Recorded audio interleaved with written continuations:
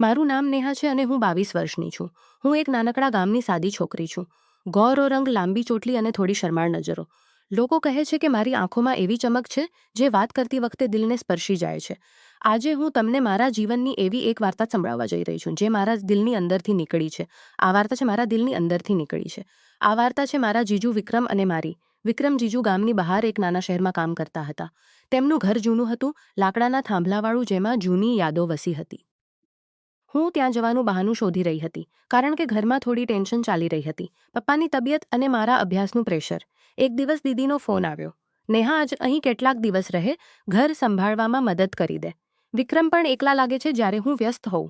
હું માની ગઈ. દિલમાં થોડી ખુશી પણ હતી કારણ કે જીજુ હંમેશા મને ખૂબ સારા લાગતા. સીધા સાદા બોલવામાં નરમ અને તેમની મુસ્કાનમાં એક અલગ જ સુકૂન હતો.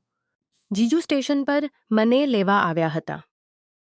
ગાડીમાં બેસતાં જ તેમણે હસીને કહ્યું, અરે સાડીજી, એટલી સુંદર થઈ ગઈ છો કે લાગે છે ગામની હવાએ તને વધુ નિખારી દીધી છે. હું શરમાઈ ગઈ અને બોલી, જીજુ, તમે પણ તેવા જ છો. દર વખત મને જોઈને આવું બોલો છો, જાણે હું કોઈ નવી વસ્તુ છું. તેમણે ફક્ત હસી દીધું. ઘરે પહોંચીને દીદીએ મને ગળે લગાડ્યું. રાત્રે પાકમત હસી દીધું. રાત્રે ખાણા ખાતી વખતે વાતો ચાલી રહી હતી. હું તેમની બાજુમાં બેઠી હતી. નેહા, અહીં રહીને તને કોઈ તકલીફ તો નહીં થાય? હું રાત્રે મોડો આવું છું કામથી. હું તેમની તરફ જોઈને બોલી, જીજુ, તમારા ઘરમાં તકલીફ કેવી? તમે તો હંમેશા એવું ખ્યાલ રાખો છો જાણે હું તમારી પોતાની છું. દીદી હસી પણ જીજુનો ચહેરો થોડો લાલ થઈ ગયો હતો. તે રાત્રે હું તેમના વિશે વિચારતી રહી. તેમની આવાજ, તેમનો હાથ જ્યારે તેમણે મારું બેગ ઉપાડ્યું હતું, તે સ્પર્શ.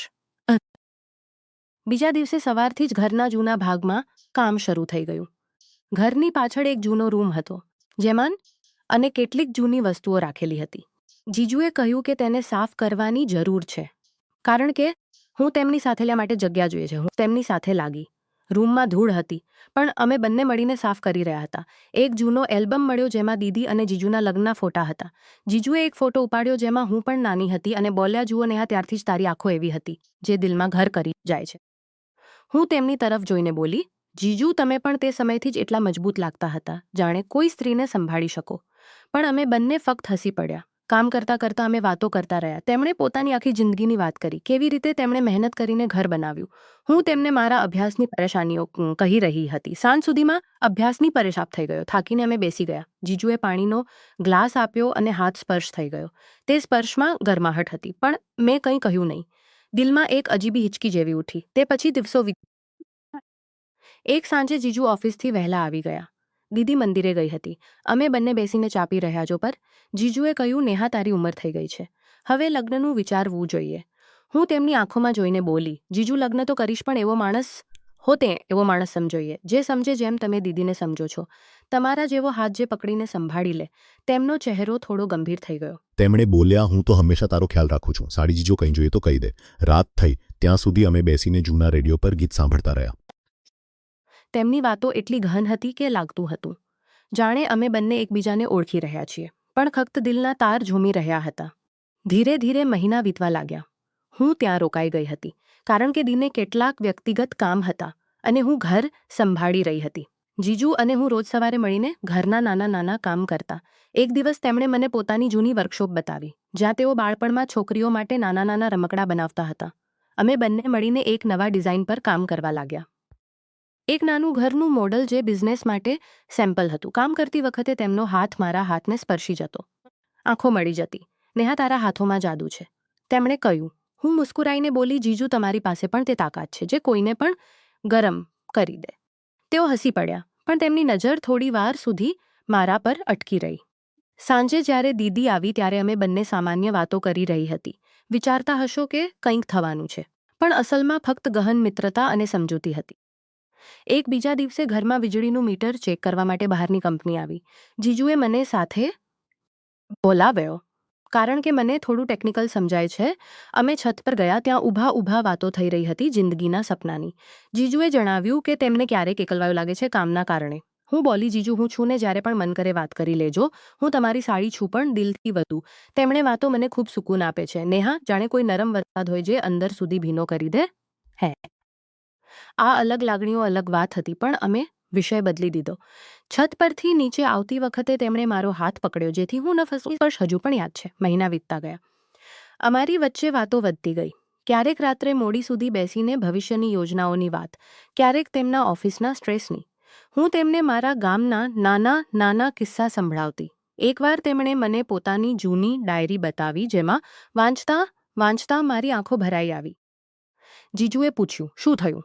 હું બોલી, તમે એટલા સારા છો, જીજુ દીદી ખૂબ ખુશ છે. તેમણે મારું કપાળ સ્પર્શ્યું અને કહ્યું, તું પણ કોઈને એટલી ખુશ કરીશ. તે રાત્રે હું વિચારતી રહી કે શું આ આકર્ષણ છે, પણ મેં પોતાને રોકી લીધું.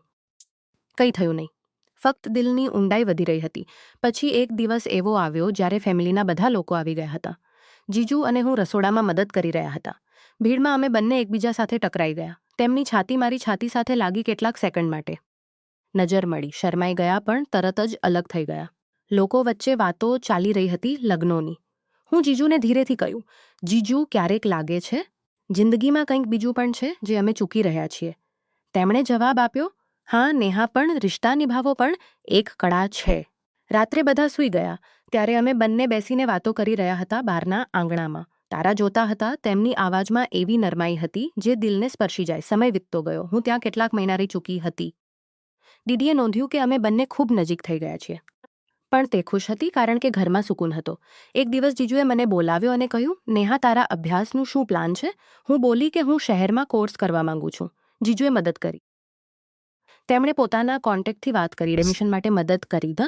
તેમનો આ સપોર્ટ એટલો સાચો હતો કે મારી આંખોમાં આંસુ આવી ગયા.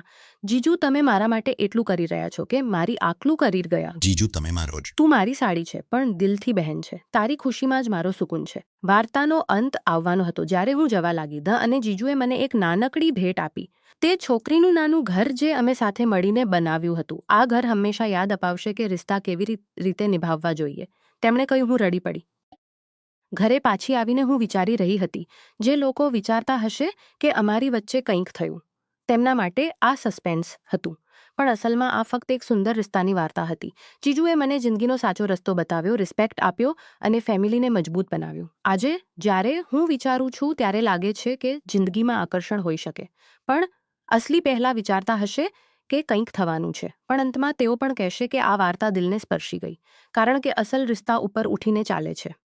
મારા જીજુ અને સાડીની આ વાર્તા બસ એટલી જ છે. ગહન, નરમ અને યાદ રાખવા જેવી.